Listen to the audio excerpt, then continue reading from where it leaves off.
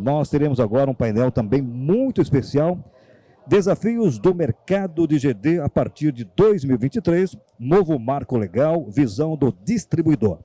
Bem, esse painel ele tem como objetivo, então, discutir as tendências do mercado de GD após a entrada em vigor da Lei 14.300. Vou passar, então, aqui a palavra para Liciane. Liciane, fique à vontade, obrigado pela tua participação. Obrigada, boa tarde a todos. Tudo bem, pessoal? Tudo jóia? Acho ruim a gente poder se escutar falar, então, boa tarde.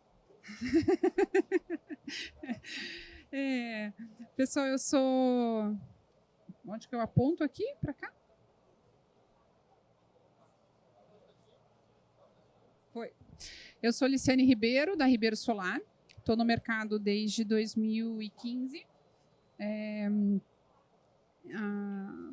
Eu tenho o prazer de ter participado do primeiro Fórum GD em Curitiba, em 2016.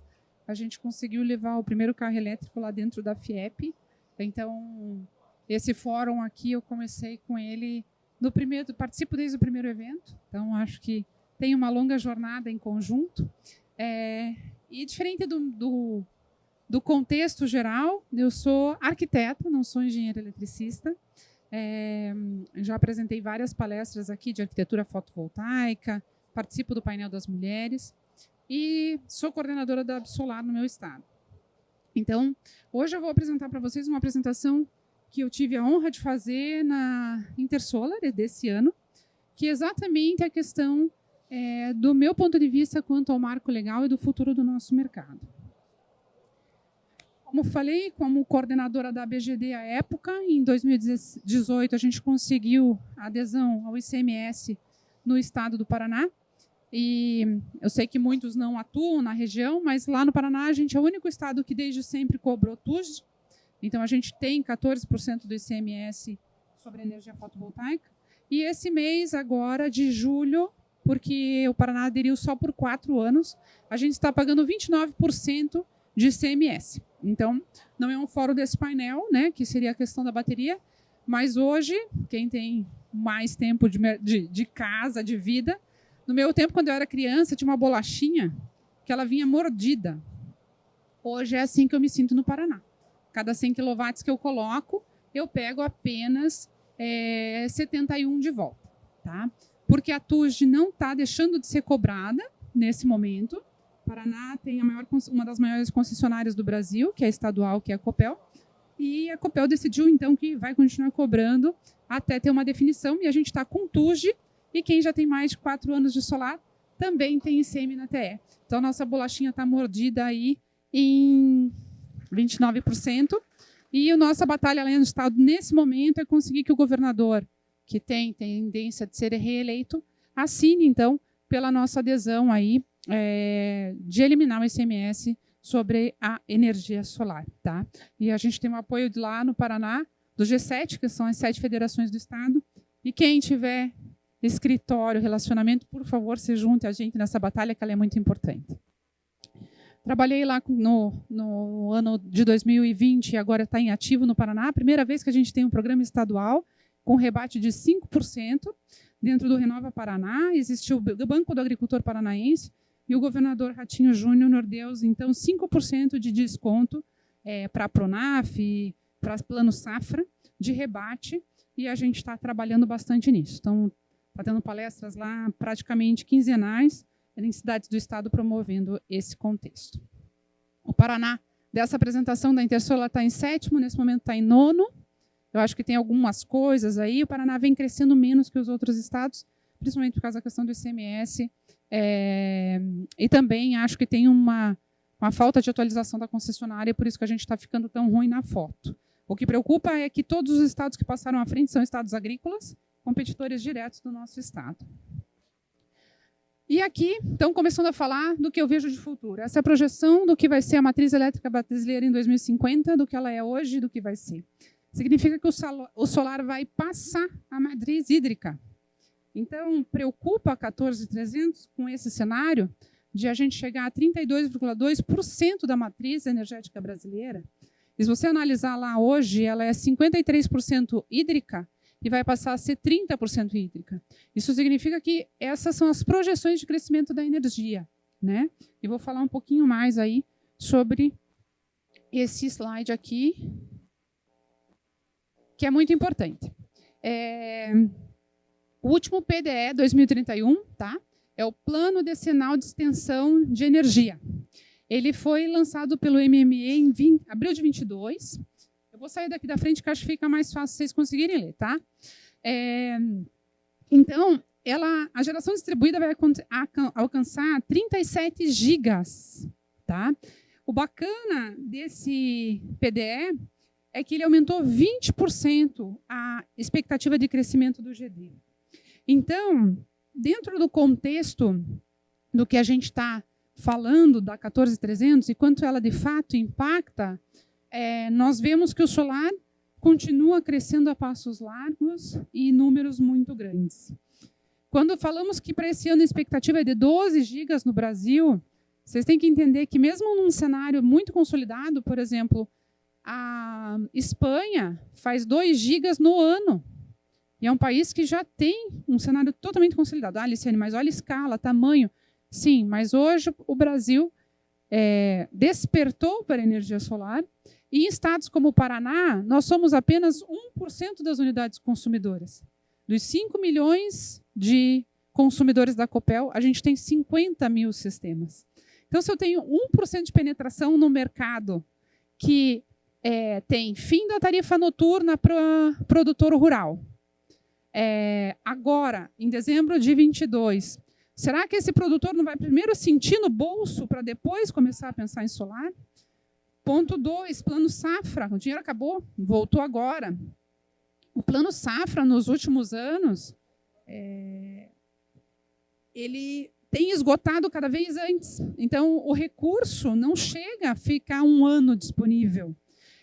E o solar, por exemplo, ainda não pega toda a sua capacidade que poderia do recurso disponível do plano safra. Claro que também tem todos os estudos mostrando que o plano safra tem diminuído, né, visto ao crescimento da agricultura, mas a gente tem um cenário ainda de muito crescimento, né, para a energia solar, principalmente quando se fala do agronegócio, que para um estado como este que nós estamos, basicamente uma base forte da economia. Então, dentro dos estudos do consumo de energia, o meu estado é muito forte em ave e suíno. Hoje, 30% do consumo de uma granja é energia. Então, esse cara, ele teve um aumento de 56% só no último ano de energia, porque ele pagava 18 centavos, 20 centavos, 22 centavos. E hoje, com o fim da tarifa noturna, ele vai chegar em moldes mais comparáveis de mercado. Então, eu vejo que esse sim é um preço que tem muito pela frente. Esse aqui é o nosso quadrinho, né, de todas as componentes de TUSD e ITE. Com a saída da TUSD, da base de cálculo do ICMS, no Paraná, por exemplo, para eu, que já tenho mais 4 anos gerando energia solar, estou em 29%. Quando a TUSD sair, ela vai ser limitada a 18%. Então, vai baixar a energia de todo mundo, mas vai diminuir essa incidência de ICMS em cenários futuros, quando se voltar a falar de ICM sobre a tarifa de energia. E aqui, dentro desses custos todos de TUSD, de ITE, que vocês já conhecem, ou se não conhecem, é muito importante a gente entender essa composição toda. O cenário com a saída da TUSD é muito mais preocupante do que o cenário da 14300, né? Porque ela impactou diretamente as grandes usinas, porque as grandes usinas, a geração centralizada, elas vão ter um maior custo para ser implantada, porque a energia do consumidor vai ficar mais barata. E isso afeta muito mais esse mercado. Não vim aqui só para dizer coisa bonitinha, não. Falar o que é real, né? As projeções hidrológicas, ou seja, crise hídrica, vão ter menores impactos na matriz. esse dado de 53,5% da hidráulica da Absolar. Então, esse é o cenário de hidrológico, né? Então, vai chover menos, automaticamente vai ter mais impacto na matriz a longo prazo, mas no curto prazo, esse é um ano previsão de chuva, então isso vai acabar tendo menor impacto do que teve nos 2 últimos anos anteriores. Transmissão e distribuição. As concessionárias estão pressionadas pela questão da composição do custo, porque saiu a TUSD. Então, nós temos concorrentes que já eram fortes e estão cada vez mais fortes.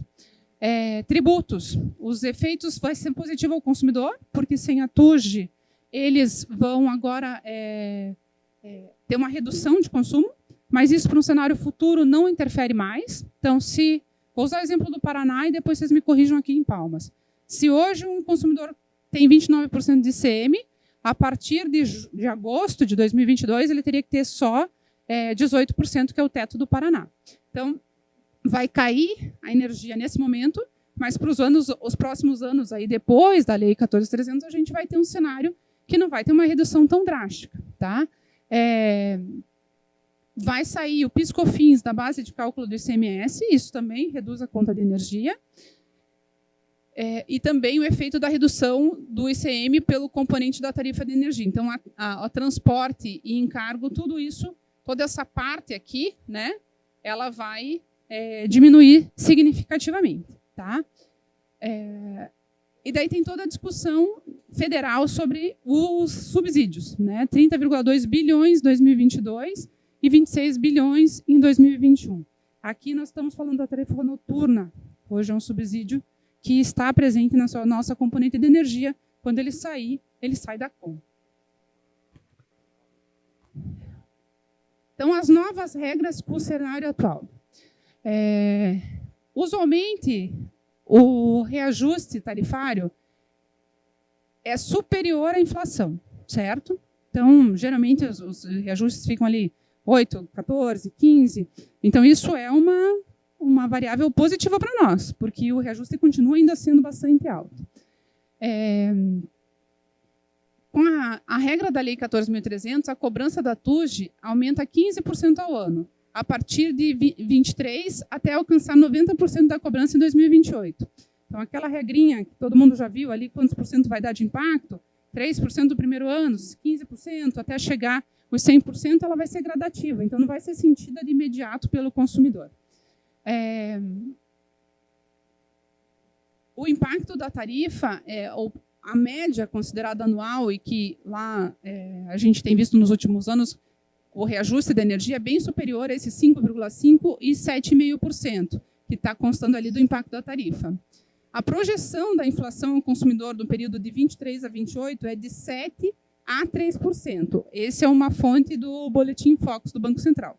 Então, se a projeção da inflação é uma inflação em queda, o reajuste da reajuste da tarifa de energia em alta é um cenário que vai nos favorecer, porque eu estou reajustando muito além da inflação.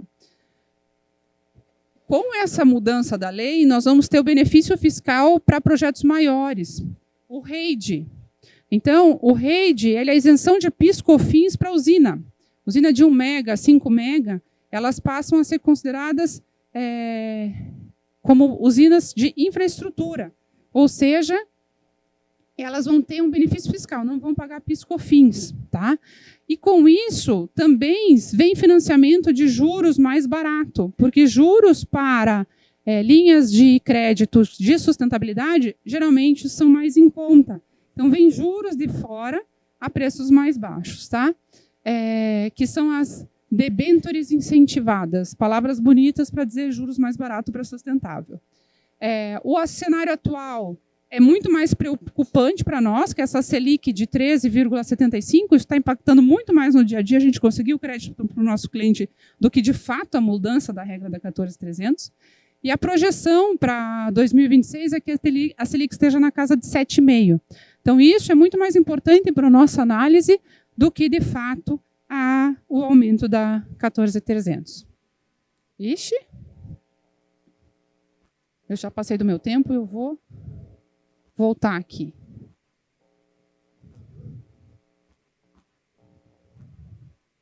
O que aconteceu? Desculpa, gente, me perdi. Só queria concluir lá antes de passar rapidinho aqui.